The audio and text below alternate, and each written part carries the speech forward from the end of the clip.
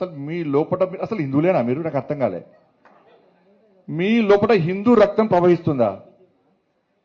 ఇవాళ సర్క్యులర్ చూసినాను, ఇవాళ ఇజ్జత్ పోతే సర్క్యులర్ చూస్తే ఇవాళ ఇప్పుడే ఇచ్చింది, ఇప్పుడు సాయంత్రం ఇచ్చి సర్క్యులర్ ఇచ్చావు. ఏమి ఇచ్చింది తెలుసా సర్క్యులర్? రంజాన్ టైంలో అంటే సాయంత్రం 4 గంటల తర్వాత పోచట వాళ్ళు. నువ్వు రంజాన్కు 4 గంటల తర్వాత వాళ్ళకు ఉద్యోగాలు ఇచ్చిపెట్టి పోతే మాకు ఏమి ఇబ్బంది లేదన్నా.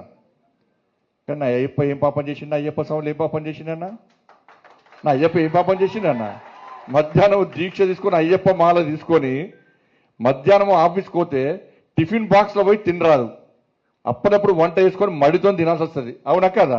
ఇలా ఈ ఉద్యోగస్తులు, ఉపాధ్యాయులు, ప్రైవేట్ ఉద్యోగులు కూడా అయ్యప్ప దీక్ష తీసుకొని ఉద్యోగానికి పోతే మధ్యాహ్నం పోదామంటే ఎవరు ఎప్పుడు తనిఖీ చేస్తారో, ఎప్పుడు సస్పెండ్ చేస్తారో ఒక భయానక వాతావరణంలో ఉద్యోగస్తులు, అయ్యప్ప దీక్ష చేసుకున్న ఉద్యోగస్తులు భయపడే పరిస్థితి వాళ్ళ తెలంగాణ రాష్ట్రంలో ఉంది. మధ్యాహ్నం భిక్ష లేకుండా పస్తులుండి అయ్యప్ప దీక్ష చేసుకునే పరిస్థితి వల్ల గంట సేపు బయటికి పోదామంటే సస్పెండ్.